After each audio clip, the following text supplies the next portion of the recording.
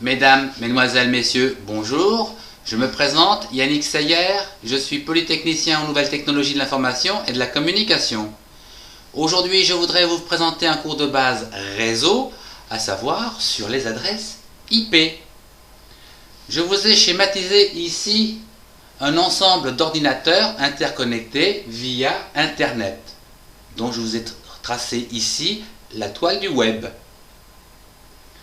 Ces ordinateurs communiquent entre eux grâce au protocole IP, Internet Protocol. Nous l'avons vu récemment dans un précédent cours. Internet Protocol permet donc de tracer l'itinéraire entre votre ordinateur et éventuellement un serveur sur lequel vous voulez récupérer un site, ou du moins visualiser un site. Les adresses IP, quant à elles, elles utilisent donc une adresse numérique appelée adresse IP, donc de 4 chiffres, comme celui-ci par exemple, 193.168.65.6. En effet, ces adresses IP sont donc composées de 4 chiffres séparés par des points.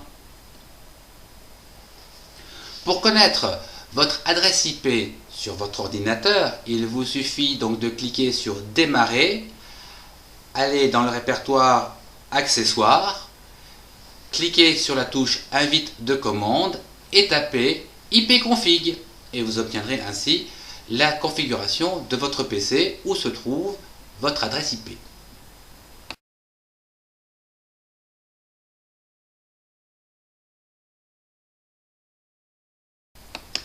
Je voudrais vous parler de l'adresse IP que nous connaissons sous forme décimale, sous forme par exemple 193.168.65.6, qui elle va transiter sur Internet, non plus en décimale, mais en binaire.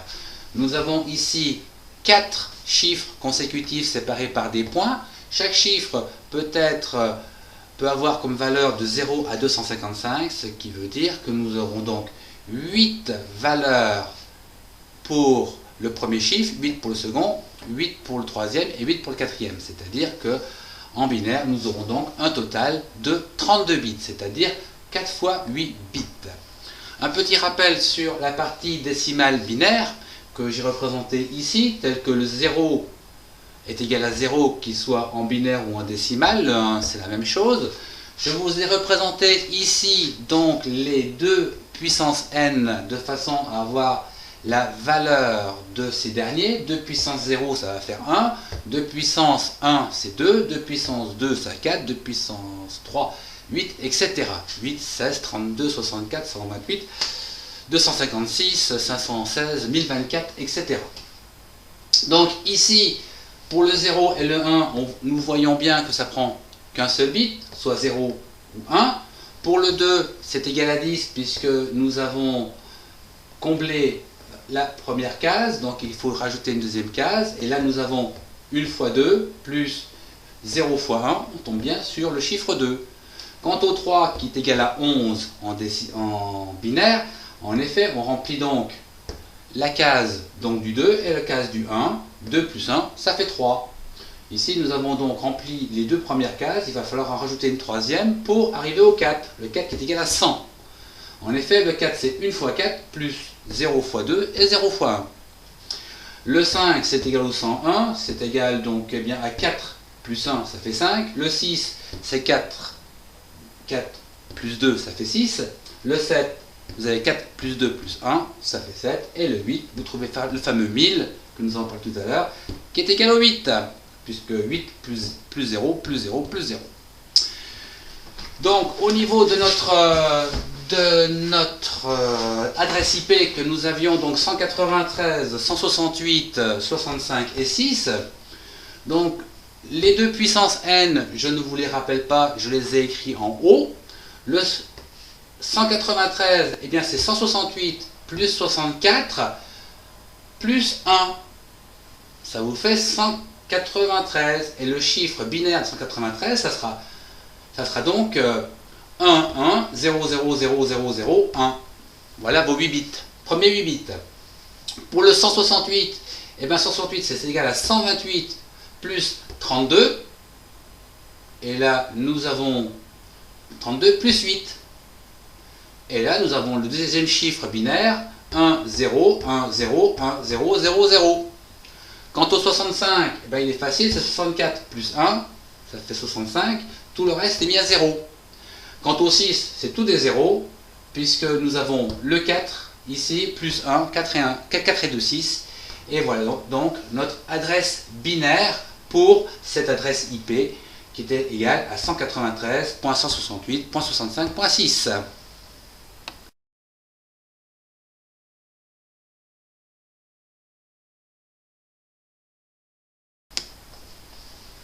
Ainsi, chaque ordinateur du réseau web possède une adresse unique et identifiable sur ce réseau. On distingue deux parties dans cette adresse IP, que j'ai représentée ici schématiquement et ici dans le réseau web, la fameuse toile. Vous avez dans la partie gauche que j'ai dessinée ici en vert, ici et également ici. Donc cette partie gauche qui désigne le réseau est appelée l'ID du réseau ou le NetID. Donc, ce sont les premiers chiffres donc, de votre adresse IP. Dans la partie de droite, ici, elle identifie les ordinateurs de ce réseau et elle est appelée l'ID hôte, à savoir la host ID. Donc je vous ai représenté donc ici, donc en vert les réseaux, et en rouge les ordinateurs. Voyons de plus près ce que cela pourrait être schématiquement. Vous vous trouvez ici par exemple et vous voulez arriver sur le serveur ici afin d'obtenir un site par exemple. Donc c'est un serveur distributeur de sites. Donc vous allez donc y accéder par le protocole HTTP.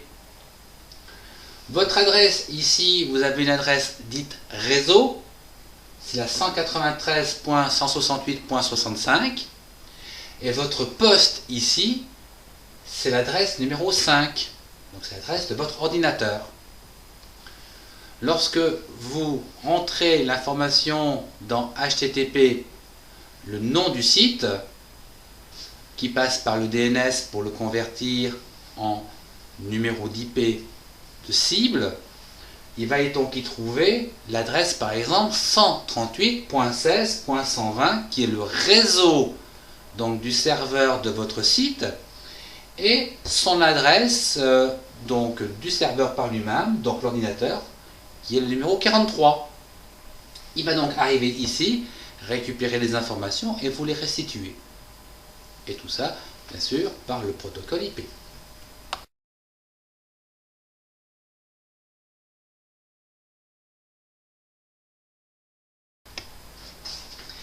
Je voudrais terminer par les adresses dites particulières. La première adresse que nous allons voir, c'est l'adresse réseau.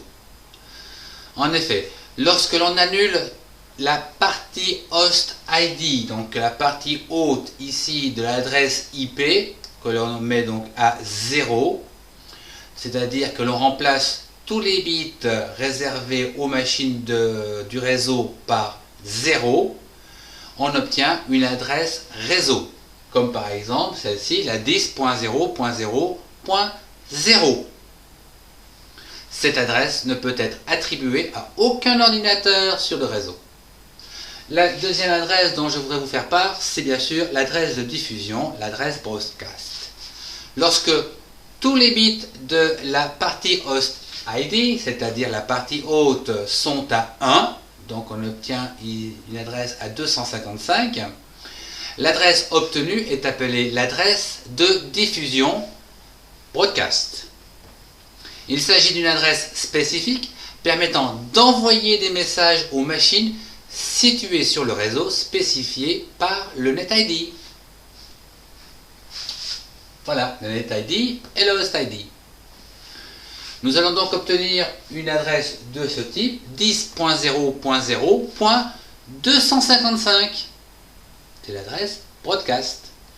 Et bien sûr, cette adresse ne peut être attribuée à aucun des ordinateurs du réseau. Enfin, l'adresse localhost, c'est-à-dire l'adresse 127.168.1. .0.0.1. Elle est appelée adresse de rebootage, c'est-à-dire loopback. C'est elle qui désigne la machine locale, la localhost. C'est avec elle donc que vous travaillez lorsque vous voulez mettre au point vos programmes HTML.